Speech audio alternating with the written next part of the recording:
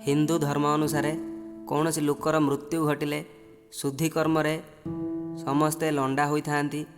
कारण पूर्वपुरुषरु लोक माने मानि नहीं जे मृत शरीर बहुत क्षतिकारक जीवाणु लगी था, जहाँकि शेष यात्रा समय परिवार लोकों देहरे लगी जाए।